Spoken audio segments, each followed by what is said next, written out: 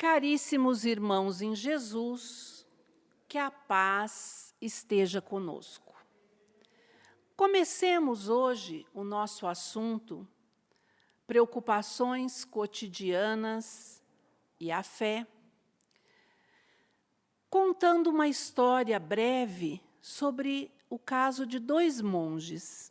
Dois monges caminhavam por uma estrada próximos às margens de um rio, quando encontraram uma moça que desejava atravessá-lo, mas tinha medo.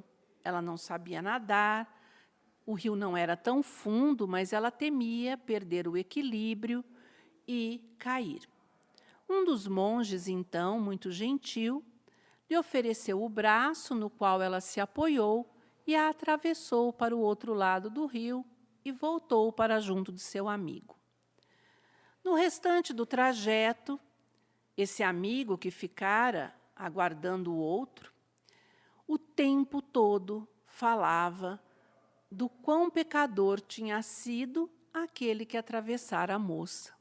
Você bem sabe, dizia ele, que na nossa crença você jamais poderia ter tocado ou ter sido tocado por uma mulher. Onde já se viu como você vai lidar com esse pecado agora? E falava, e falava, e falava. 2 horas depois, o amigo que ia atravessar a moça vira para o que o acompanha e diz: pois então, eu a atravessei rapidamente e você faz com que ela permaneça conosco há mais de 2 horas. Então, o que nós observamos nesta história? Que a atitude, o agir, é muito mais rápido, eficiente, acontece de uma maneira muito mais tranquila do que a preocupação. Quanto tempo se gastou? 2 horas se preocupando o monge, não é? Enquanto o outro, em minutos, havia resolvido o problema. Então, nosso tema, né, é a respeito da preocupação e, muitas vezes, a falta de fé que faz com que ela aconteça. E, ilustrando mais um pouco, vamos recorrer ao Evangelho segundo o Espiritismo, item 6. É um item que eu gosto extremamente, do qual eu fiz um recorte para trazer para vocês, que é o item Olhai as aves do céu.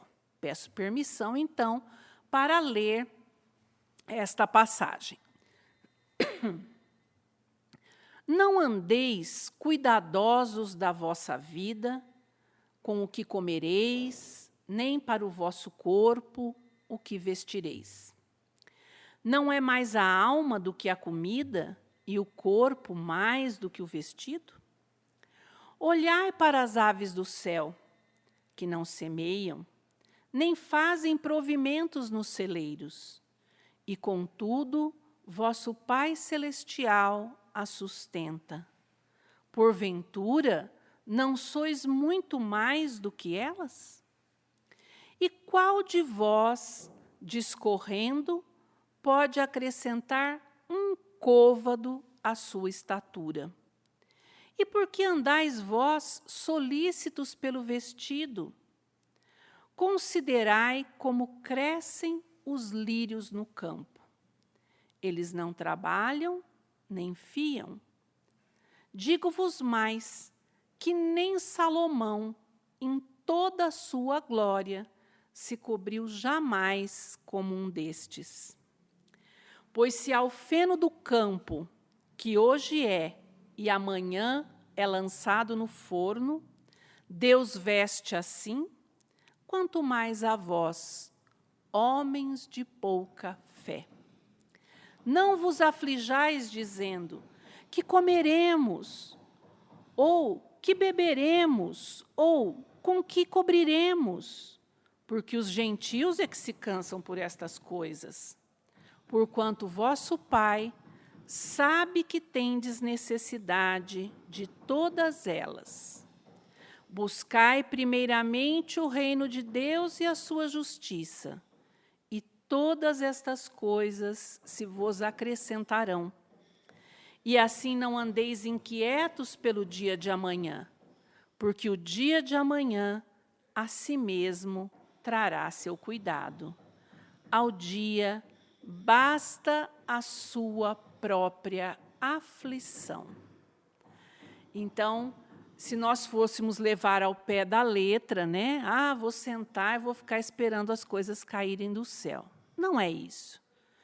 Jesus não está dizendo que não sejamos precavidos, que não sejamos sensatos, que não trabalhemos, mas que não nos preocupemos, não usemos o nosso tempo emocional, material, né, para ficar conjecturando aquilo que talvez nem aconteça.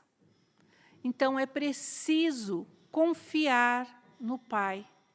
Confiar que, quando os problemas surgirem, com certeza, se nós estivermos equilibrados, nós encontraremos a solução para os mesmos. E que, para isso, nós nos inspiremos, nós observemos a natureza ao nosso redor. Como é que Deus age? E nós somos parte dessa natureza também. Nós também compomos o universo. Ora, por que faria Deus diferença entre as criaturas? Em texto do informativo Momento Espírita, temos o alerta de que, ao nos defrontarmos com diversos desafios do cotidiano, por vezes nos surpreendemos em estado de preocupação. São as questões domésticas. Então, quantas vezes a pessoa perde o sono, ela deixa de refazer as suas energias para ficar pensando, né? Na minha família, a gente usa um termo assim, caraminholando. A pessoa fica ali, fazendo conjecturas, né? Sobre o que poderá acontecer, mas o parente fulano virá. Como que eu vou atendê-lo? Nossa, ele é uma pessoa difícil, ele não come isso, ele não come aquilo. Ai, meu Deus, será que eu consigo deixar a casa pronta? Porque ele vai reparar. Porque, meu Deus, e às vezes o parente vem, fica 10 minutinhos, nem olha para os lados direito, está preocupado em te ver, te dar um abraço, quando podia, né? E estar com você um minuto e a pessoa fica, né, a noite toda ali naquele desespero, naquela angústia. Outras pessoas, né, se preocupam muito com questões profissionais. Nossa, mudou o meu chefe. Será que eu vou agradá-lo? Eu soube por um amigo que ele é uma pessoa difícil. Mas será que será difícil com você? Você que trabalha tão certinho? E se ele for, no momento aprazado, você resolve o problema. Não sofra por antecipação. Isso é a preocupação. É o sofrimento antecipado, muitas vezes. Questões sociais. Eu preciso comparecer àquele jantar. Será que a roupa está adequada? Meu Deus, eu não sei comer com aquele talher. Ai, meu Deus, que é isso? Né? Essa é a famosa preocupação que tira a paz do nosso coração, que tira a paz dos nossos pensamentos, nos põe doentes, muitas vezes, e que faz da nossa vida um inferno na terra, né? Então, são muitas coisas a pesar sobre os nossos sentimentos, nossos pensamentos e nosso humor. Às vezes, nós nos preocupamos tanto. Por exemplo, o filho vai trazer a namorada pela primeira vez para almoçar na sua casa, para conhecer vocês. E aí você se preocupa tanto se vai ser uma pessoa simpática, se é boa para o seu filho, se vai agregar a família, se vai dar certo, que quando a pessoa chega, você nem oportuniza que ela assim, enxergar quem realmente ela é. Você já criou uma série de padrões em relação do que você acredita que ela será. E, às vezes, faz uma cara feia, fica pronto para dar uma resposta atravessada. Então, isso afeta o humor também, né? Nós precisamos ser zelosos nesse sentido. A preocupação é, como o próprio termo expressa, a ocupação antecipada com qualquer coisa, acontecimento ou pessoa. Quando nos preocupamos, temos a tendência de criar um mundo irreal, é o que eu falava agora há pouco. Nós criamos um mundo fantasioso, e o pior é que isso forma as famosas formas pensamento. Nós vamos materializando em outra esfera esses pensamentos, esse mundo irreal. E muitas vezes passamos a viver nele como se realmente ele fosse concreto, fosse parte do nosso cotidiano. E ele gira em torno, então, esse mundo irreal, dos pensamentos que nós vamos emitindo. E isso vai nos perturbando. Percebam, nós vamos nos auto-perturbando, nós vamos tirando o nosso próprio equilíbrio. Não é o espírito, não é o vizinho, o espírito desencarnado, né? Não é o vizinho, não é o filho, somos nós mesmos que estamos tirando a nossa paz. Por que fazemos isso conosco? Por que nos torturarmos?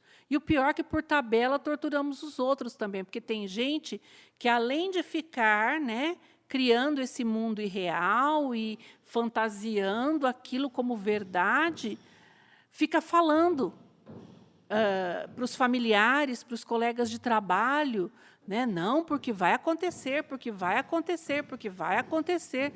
Nossa, você está realmente projetando, desejando firmemente que aquilo aconteça.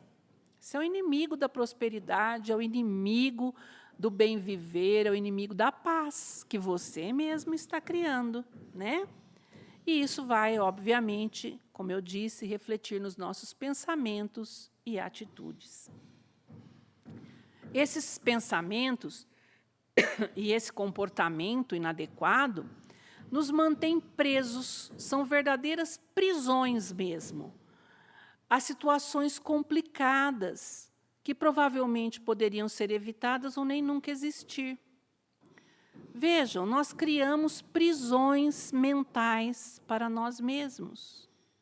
Ai, Cíntia, mas eu não consigo fazer diferente. Consegue sim.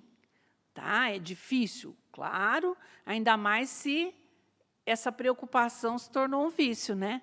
Mas é possível você se libertar dela. Olhe no entorno, lembre-se das aves do céu, dos lírios do campo. Lembre-se que você não está só. E que, se você viabilizar, Deus coloca no seu caminho as pessoas adequadas que poderão ajudá-lo a resolver esta situação. Ou você tem uma intuição de como resolvê-la, ou acessa informações que você mesmo tem dentro de si e que, por conta da preocupação, você não consegue acessar. E, a partir daí, você, então, soluciona os seus problemas. Mas é uma questão de conduta e atitude mesmo, né, interior. Então, nós temos que tomar muito cuidado, porque essas situações preocupantes apresentam a dimensão que nós lidamos, decorrentes de nossas reações antecipadas diante do que poderia acontecer. A preocupação, além de não resolver problema algum, preocupação resolve problema? Claro que não, né? Faz com que a pessoa preocupada exale, emita energias negativas, que irão confundir ainda mais a sua própria cabeça, seus próprios, quando eu digo cabeça, são seus próprios pensamentos, e piorar o problema. Porque você é mais confuso, aí que você não encontra a solução mesmo. E ainda atrair para a sua vida aquilo que você mais teme. Então, é aquela pessoa que todo ano, quando vai fazer o exame de controle de saúde, né, fica pensando, dessa vez eu vou ter um câncer. Ai, meu Deus, eu tenho certeza que dessa vez eu não escapo. Aí vai lá, faz o exame e não tem nada. E ela sofreu um horror. Ano seguinte, o outro ano, o outro ano, e ela sempre ali firme na preocupação de que uma hora vai dar. E não é que um dia deu? Tá vendo? Eu estava certo. Não, você tanto projetou, que você concretizou. Por sua livre escolha. Não estou dizendo que todo mundo que tem um problema de saúde é por conta disso, pelo amor de Deus, né? A gente sabe que as razões são outras, mas há um grupo de pessoas que consegue fazer da preocupação uma doença. Além disso, as boas soluções só aparecem quando estamos com a mente calma e tranquila, né? Isso é fator. Infelizmente, a nossa educação social estimula o vício do pensamento preocupante, principalmente no convívio familiar. Nós já aprendemos em casa o pensamento preocupante. Por exemplo, nós associamos muito o preocupar-se com proteger. Oferecer proteção. Preocupação igual oferecer proteção. E não é assim. Só que nós passamos uma vida, às vezes, ouvindo e afirmando também algo do tipo: lógico que eu me preocupo com você. Eu amo. Como é que eu não vou me preocupar? Eu te amo. Você tem que se preocupar com seus pais.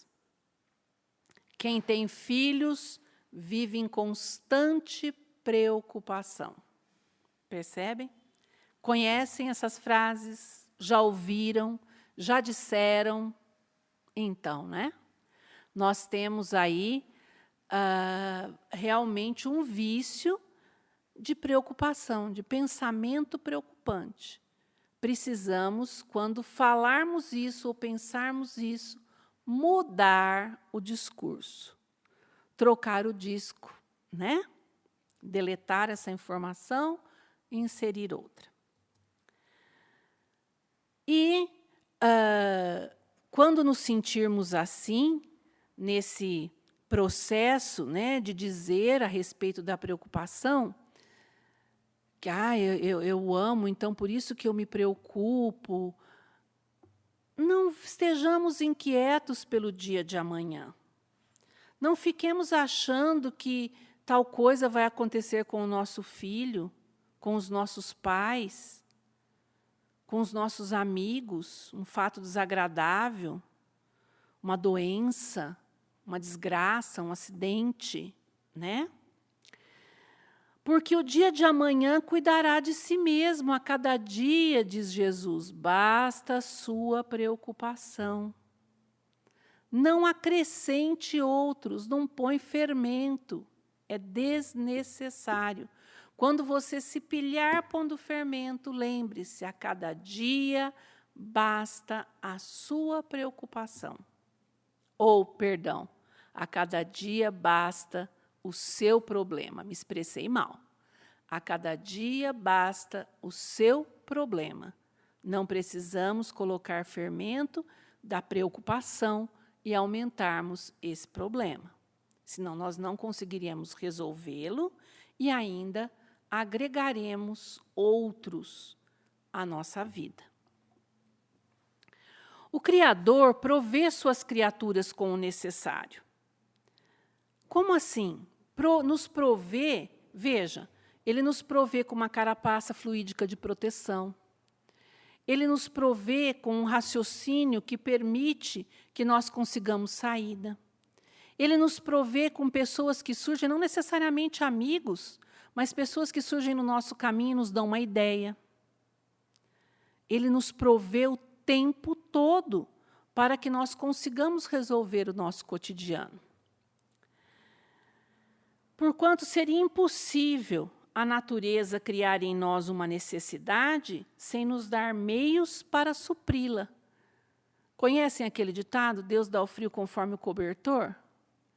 Pois então, nós nunca ficaremos desassistidos. Sempre algo surgirá para nos ajudar a tomar a melhor decisão, a aprender o que precisa ser aprendido, mesmo utilizando o nosso livre-arbítrio, muitas vezes desviante, né? Deus capricha para que surjam no nosso caminho pessoas que vão nos ajudar a enxergar até esse desvio que tomamos e que não é o melhor para nós. Mas, para isso, precisamos ter fé. Vede os pássaros do céu e olhai os lírios dos campos. Além do mais, Jesus pede-nos que façamos observações de como a vida se comporta ao nosso redor, que deixemos de nos preocupar e convida-nos a olhar para a criação como um todo, para que consigamos compreender que, como parte dela, eu já disse e repito, também nós recebemos a assistência divina. Quando há confiança, existe fé. E é essa fé que abre o fluxo divino para a manutenção e prosperidade da nossa existência, dando-nos juntamente a proteção que buscamos em todos os níveis de nossa vida. Então, quando há confiança, há fé. Quando há preocupação, tem fé equivocada na história, tá? Então, é essa fé, essa certeza que eu tenho, que sou parte do universo e que Deus proverá, que Deus me ajudará a encontrar as soluções, que faz de mim uma pessoa equilibrada, que vive bem a vida, que aproveita a oportunidade preciosa da encarnação na Terra. Mas, Cíntia, eu sou uma pessoa de pouca fé. Outro pode me dizer, mas eu nem fé tenho. Então, fé não cai do céu, pessoal. A fé se desenvolve através do trabalho incessante no bem. Nós temos que construir a nossa fé. Principalmente na doutrina espírita, que a gente não comunga da ideia da fé cega, mas da fé raciocinada. Então, nós não podemos achar que vai haver um passe de mágica e, a partir daí, eu terei fé. Eu tenho que trabalhar incessantemente no bem, ter uma conduta que me leve a perceber que, sim, eu posso ter fé, eu posso acreditar, pois as coisas realmente funcionam na seara divina. É preciso confiar em Deus e confiar em si mesmo. Em Deus eu até confio, mas em mim, hein? Se você procurar sempre estar se ajustando, você ainda não consegue deixar de falar mal do outro, né? Fazer um julgamento inapropriado, mas quando você vai falar, você sente que pisei na bola de novo, vixe, já está progredindo. Já está progredindo. Daqui a pouco você vai só pensar e daqui a pouco nem pensar mais. Você vai compreender o outro, vai aceitar, vai perdoar, vai ter compaixão, certo? A fé não se impõe. Não adianta você querer impor a fé a alguém que não tem ou alguém querer impô-la para você. E nem se prescreve, não é como uma receita médica, né? Você vai lá, eu vou ao centro hoje, vou passar pelo atendimento fraterno, vão me prescrever 5 doses de fé por dia, eu vou tomar e vai dar tudo certo. Não é assim, né? A fé se constrói, é fruto de um trabalho cotidiano e persistente. Ela pode ser adquirida pela religião, sim, e pelo controle mental também, a meditação, por exemplo. Você se concentra, fica quietinho 5 minutinhos, 10 minutinhos, isso vai aumentando, né? E naquele silêncio interno que você faz, você se conecta com a atmosfera divina, com o universo. E aí você vai se equilibrando e vai sentindo, aquilo vai fazendo parte de você. E através dos estudos religiosos, da prática da caridade na religião, né, esse religare, que é a religião, esse movimento de se conectar com Deus pela caridade, pela compreensão do outro, pela compaixão, você realmente vai construindo a sua fé. Então, a fé, volto a insistir, é fruto do nosso esforço e da disciplina na prática do bem. Fé vacilante, pessoal, resulta em incerteza, em hesitação. Não é ainda a fé, com todas as letras maiúsculas, né? Por isso, e para finalizar, reflitamos com Emmanuel nesse trecho do livro Vinha de Luz. A árvore da fé viva não cresce no coração miraculosamente. Qual acontece na vida comum, o Criador dá tudo, mas não prescinde do esforço da criatura. Nós temos que fazer a nossa parte. Qualquer planta útil reclama especial atenção no desenvolvimento. Indispensável cogitar-se do trabalho de proteção, auxílio e defesa. Estacadas, adubos, vigilância, todos os fatores de preservação devem ser postos em movimento, a fim de que o vegetal precioso atinja os fins a que se destina. A conquista da crença edificante não é serviço de menor esforço. A maioria das pessoas admite que a fé constitua milagrosa auréola doada a alguns espíritos privilegiados pelo fator divino. Isso, contudo, é um equívoco de lamentáveis consequências. A sublime virtude é construção do mundo interior, em cujo desdobramento cada aprendiz funciona como orientador, engenheiro e operário de si mesmo. Não se faz possível a realização quando excessivas ansiedades terrestres, a preocupação, de parceria com enganos e ambições inferiores, torturam o campo íntimo, à maneira de vermes e malfeitores atacando a obra. A lição do Evangelho é semente viva. O coração humano é receptivo, tanto quanto a terra.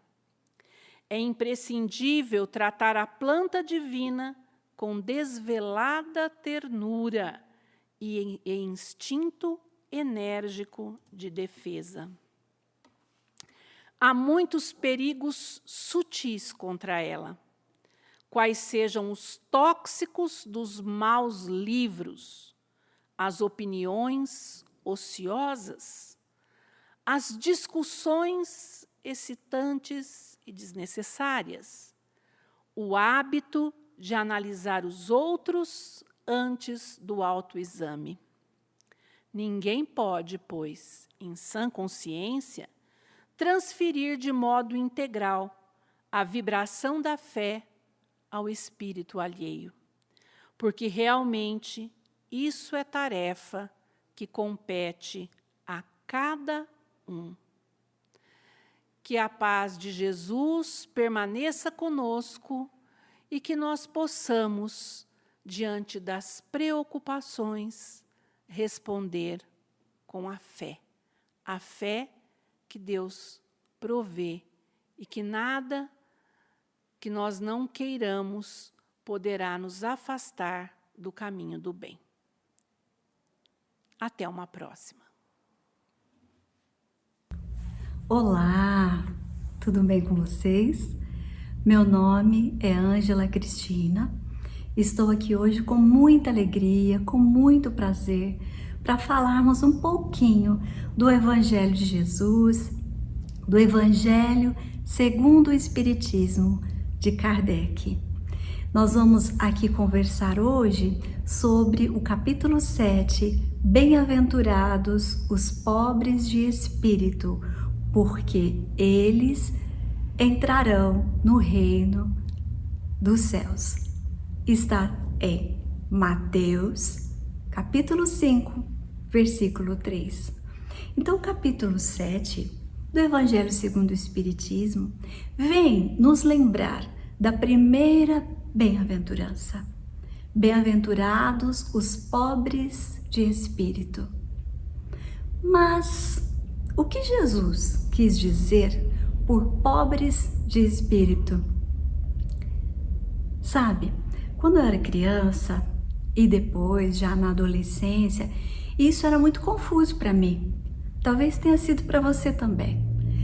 Mas não sei se, como eu, você também já deve ter ouvido alguém dizer: ah, essa pessoa é um pobre de espírito, porque talvez tenha agido incorretamente, ou não foi sensível, ou faltou com a ética, ou não foi compreensivo. Eu ouvia isso: ah, é um pobre de espírito, não liga não. Aí eu pensava: pobre de espírito? Mas tem uma bem-aventurança que Jesus disse: bem-aventurados os pobres de espírito. E aí vamos em frente.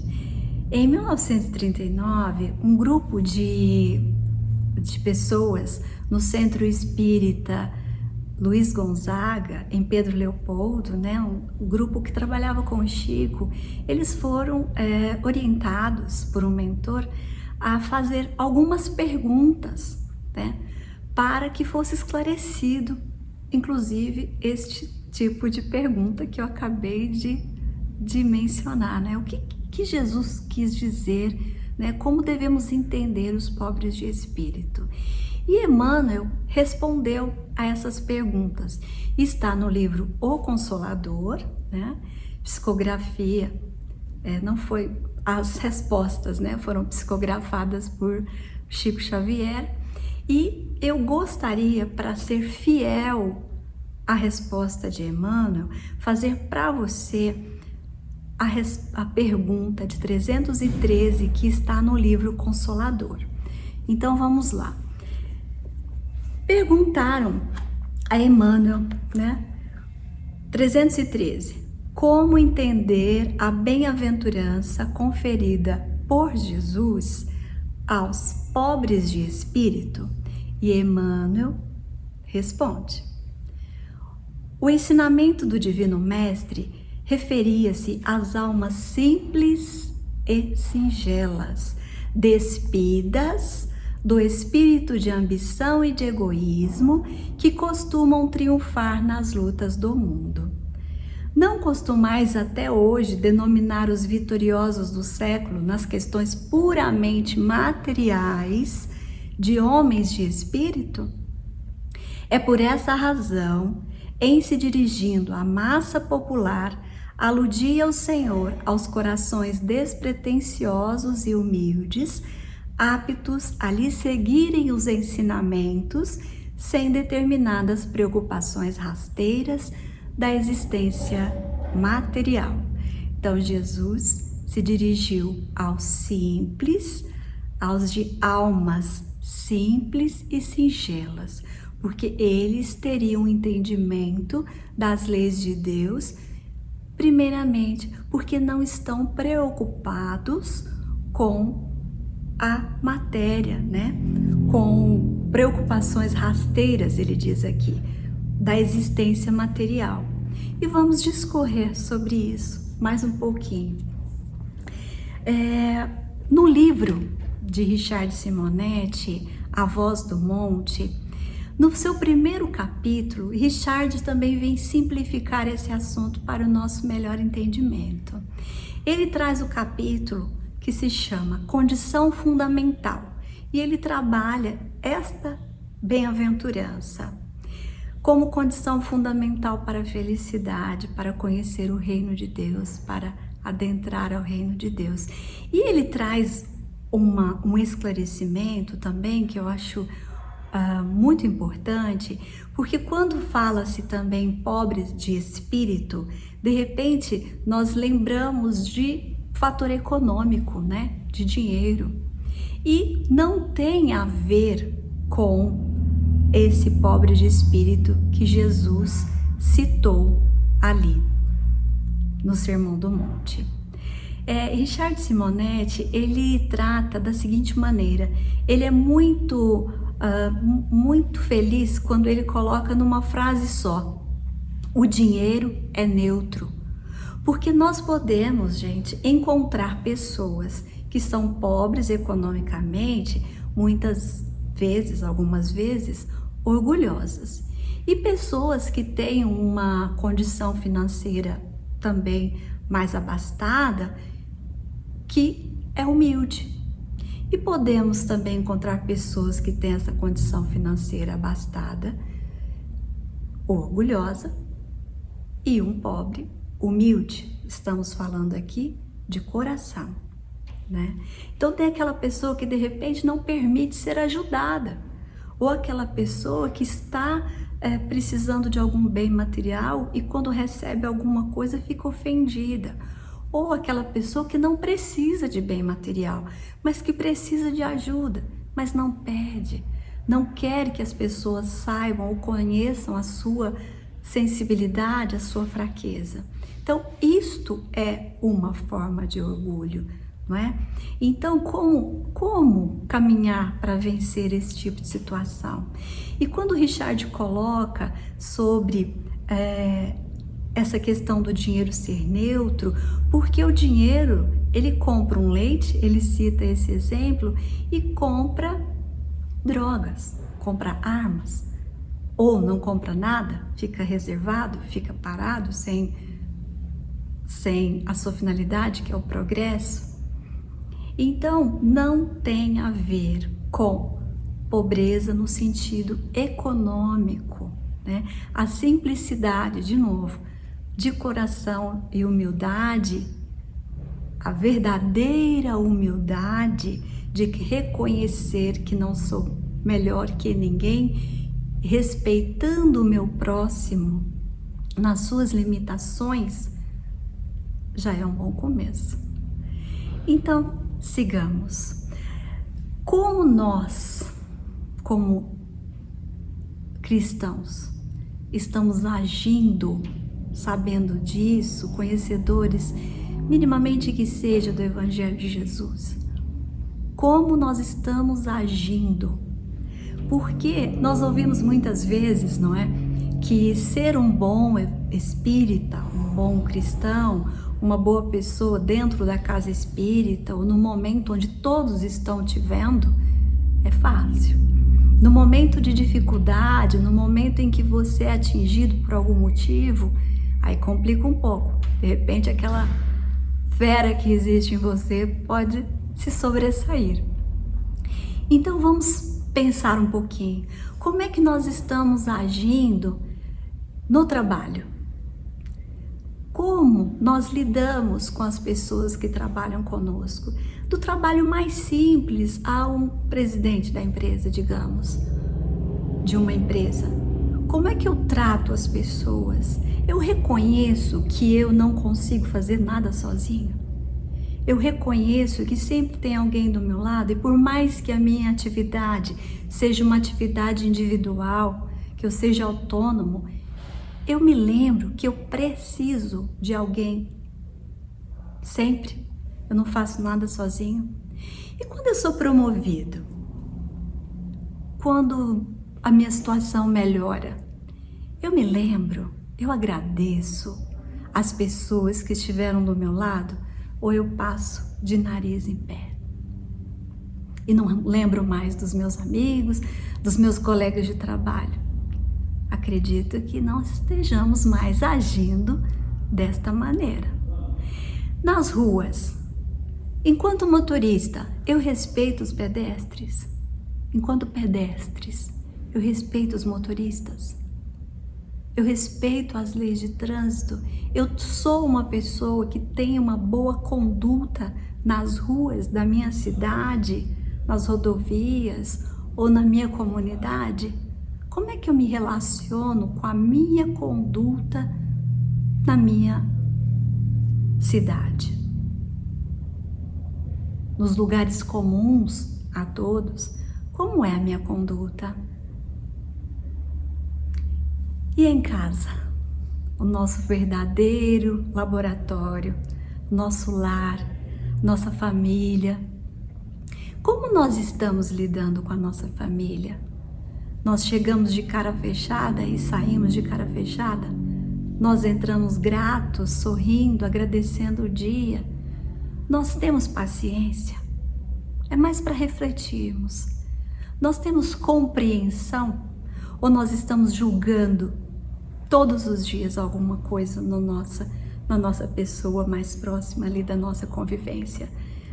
Eu faço bem lá fora, dentro da minha casa, eu me esqueço disso porque, eles me conhecem, convivem comigo, são a minha família, vão me entender. E você está entendendo que precisa partir de você um bom ambiente no seu lar? Também reflitamos sobre isso. É só mais um exercício diário para que eu me torne um dia esse pobre de espírito a que Jesus se referiu. Então observemos os nossos passos, observemos as nossas ações diante dessas situações que aqui eu trouxe como exemplo, tá? Qual o caminho então para que eu me torne ainda esse pobre de espírito, esse simples de alma, verdadeiramente simples, verdadeiramente humilde, que parte daqui. Para refletirmos ainda mais sobre isso, eu trouxe 4 exemplos de pessoas a quem aqui eu vou me referir, que todos nós conhecemos, e primeiramente lembrar que eles viveram para a simplicidade, para o trabalho. Vamos falar primeiro dos franciscos. Como não falar sobre esse tema e lembrar de Francisco Cândido Xavier, essa candura de pessoa,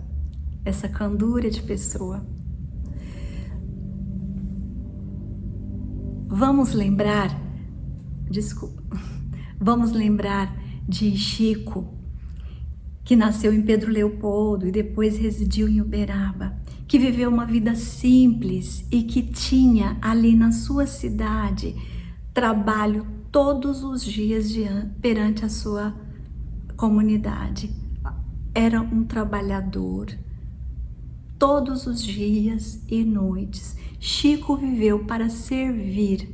E não foi só esse médium que trouxe e que deixou uma herança para nós de mais de 400 obras. Chico trabalhou muito, viveu seus 92 anos bem vividos a cada dia. Então Chico foi um exemplo que podemos lembrar de muita simplicidade e humildade. Recentemente, eu estive na casa onde Chico morou, passou a maior parte da sua vida. Algumas vezes eu estive lá e nessa última oportunidade, eu conversando com o Eurípides, seu filho, ele me disse: Ângela, você quer entrar no quarto dele? E eu disse: claro, né? Se eu puder, é claro que eu quero.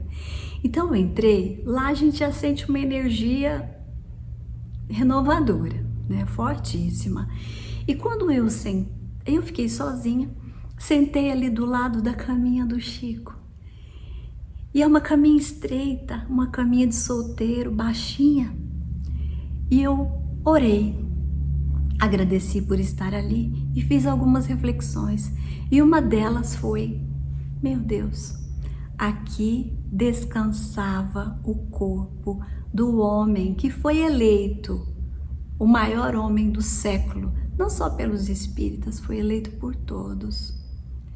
O homem que amou incessantemente, o homem que as pessoas procuravam pela sua amorosidade muito incomum, pelo seu amor que exalava, pelo seu respeito ao próximo, porque lembravam de quem? Lembravam de Jesus.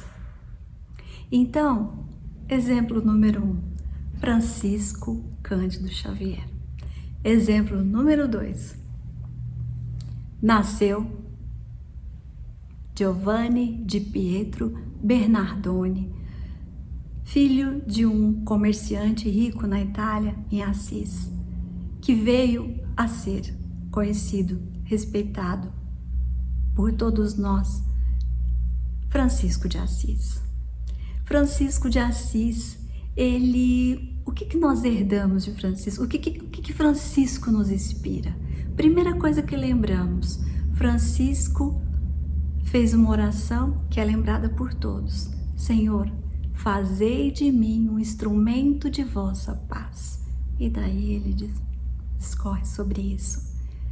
Francisco de Assis viveu também para servir, viveu para amar e nos lembra sempre, quero lembrar aqui nesta nossa conversa, que Francisco de Assis nos inspira a contemplar o Criador, a criatura, as criaturas, não é?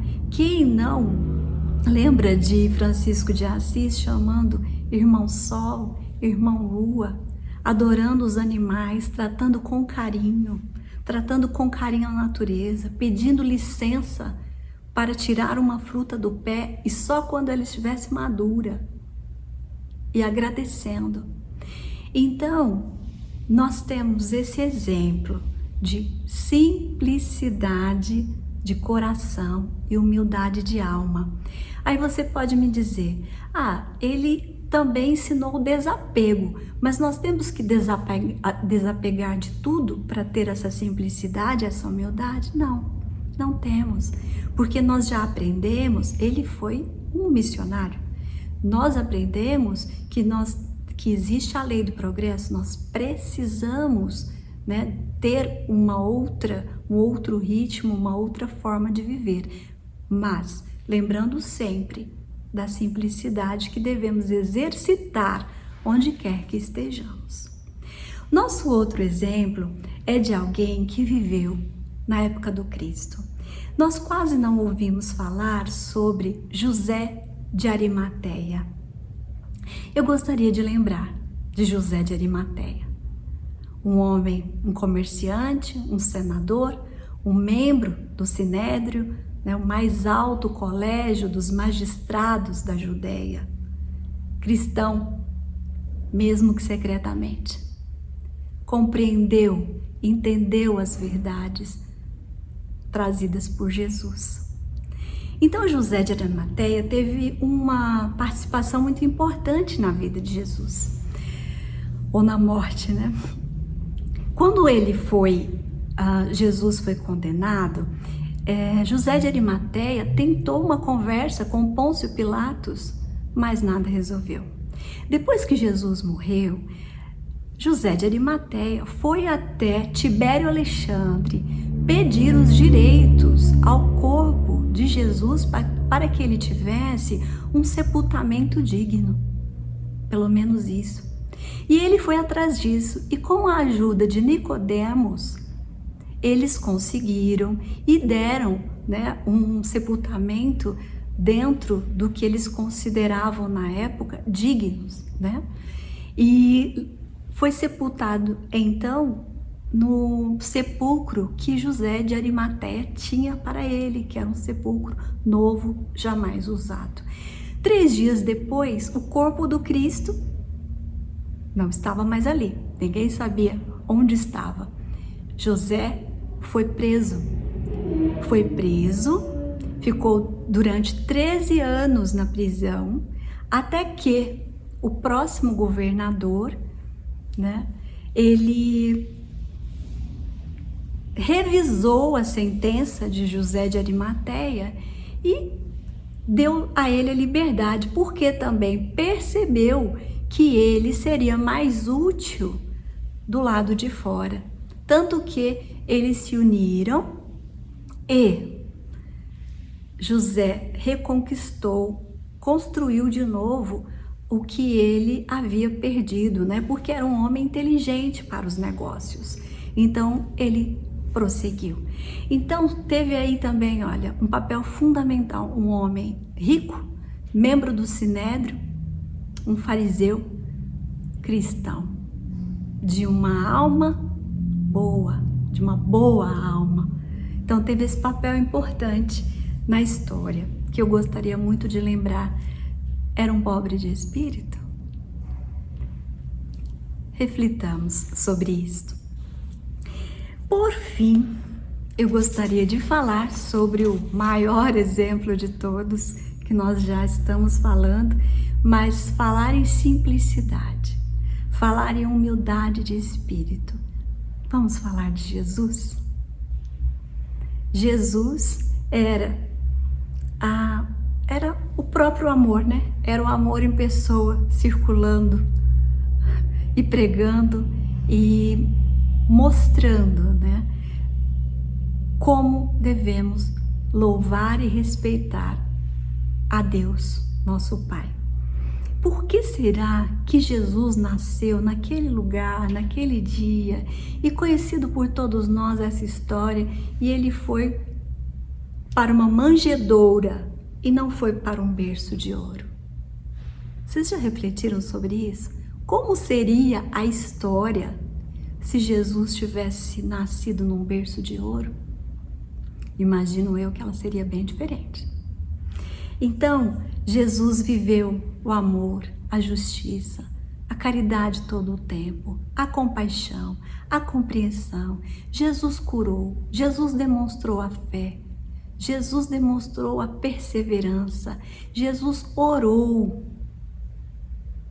e pregou todo o tempo. E exemplificou todo o tempo, né? Aliás, voltando a Francisco de Assis, ele dizia, né? Irmão, siga e prega o evangelho. E se precisar, use palavras. Então eu falei agora do exemplo que Jesus, que ele foi o exemplo maior, né? Nosso modelo e guia, não é nenhum exemplo, é modelo e guia. Então, qual foi a última coisa, uma das últimas vivências que Jesus teve com os apóstolos? Jesus lavou os pés dos apóstolos. Existiu um momento em que eles mesmos estavam ali pensando qual deles era o maior entre eles, sabe? Qual se sobressaria mais, qual seria o mais importante. E Jesus, vendo tudo isso, obviamente. E lá era um costume lavar os pés. E quem fazia isso eram servos ou a própria pessoa. Jesus pega uma bacia, pega uma toalha, coloca no ombro, como faziam os servos, e vai lavar os pés dos discípulos. O mais incomodado com isso foi Pedro. Pedro falou: mestre, mas o Senhor vai lavar meus pés? E Jesus disse a ele, né, com outras palavras, mais ou menos assim: Pedro, no futuro você vai entender. E Pedro, me parece que disse: então lave meus pés, minhas mãos e também minha cabeça. O que Jesus quis dizer com isso? Que o maior de todos deve servir. Ele quis dizer que o maior de todos e que o cristão deve servir sempre. Por isso que nós lembramos da caridade, do amor, não só da caridade material, mas da caridade moral, que está à nossa disposição, o exercício de caridade moral todos os dias. E lembrando sobre caridade, às vezes a pessoa pensa: mas eu não tenho dinheiro para ajudar. Mas eu gostaria de saber falar alguma coisa numa hora que um amigo precisa. Mas eu não sei o que fazer. Mas eu nem ando. Mas eu nem saio da cama. Vocês lembram de Jerônimo Mendonça? Ele fazia palestras e palestras pregando o evangelho numa cama. Ele não se movia, ele movia o pescoço e tinha voz. e viajou pregando o evangelho. Então, não há desculpas, né? Porque quando você é convidado a fazer um trabalho, você fala, tá bom, se der eu vou. Se der eu vou já não é uma coisa muito boa. Agora, se eu tiver determinação em dizer eu vou, ok, já aprendi alguma coisa, né? Em determinado momento, em convivência no Evangelho no Lar com Richard Simonetti, um orador, né, super conhecido, principalmente por nós em Bauru, e fez palestras no Brasil e fora do Brasil, e com a doença chegou um momento que ele foi perdendo também a voz, né?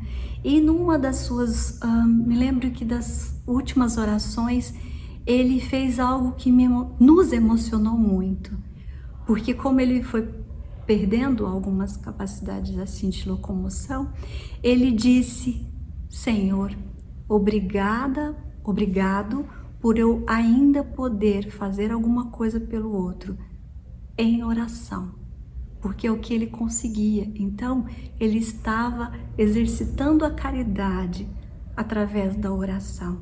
Então, se nós achamos que não temos recursos para ajudar, ora, reza, converse com Deus, né? Para determinadas situações, é uma caridade com toda certeza. Bom, então todo esse estudo, toda essa nossa conversa, nada mais, nada menos do que um esclarecimento, simples que seja, mas um convite para que possamos nos lembrar do jardim de virtudes que Jesus exemplificou, que está no Evangelho, que está à nossa disposição, para que haja uma transformação, para que eu possa, quando eu meditar sobre as coisas e sobre as minhas ações, o que eu posso melhorar? Eu acordar de manhã e pensar, eu quero hoje fazer o bem, hoje eu quero ser um pouquinho melhor. E quando eu for descansar à noite, falar, consegui? Consegui. Não consegui, mas amanhã eu vou conseguir. Então é um exercício. E a gente não pode deixar para pensar isso ano a ano, semana. A gente tem que pensar todo dia. Nós temos que pensar nisto, na nossa melhoria, porque lembremos que somos espíritos vivendo uma experiência a mais aqui na Terra, né? Mais uma encarnação. Não é o contrário, nós não somos aqui da Terra e vamos lá no plano espiritual e voltamos. Não, nós somos espíritos vivendo uma experiência na Terra, onde nosso objetivo é o nosso crescimento, o nosso desenvolvimento, a nossa evolução espiritual. Então, que nós possamos, em meio a todas as atividades daqui, as nossas obrigações, que nós possamos ser fiéis às nossas obrigações, aos nossos compromissos, que possamos reconhecer em nós essa capacidade de servir, não só de ser servido, não é? Então, que nós possamos ser filhos da paz, da luz, da compreensão, da serenidade, da compaixão, que nós possamos conhecer esses sentimentos que estão aqui dentro de nós e que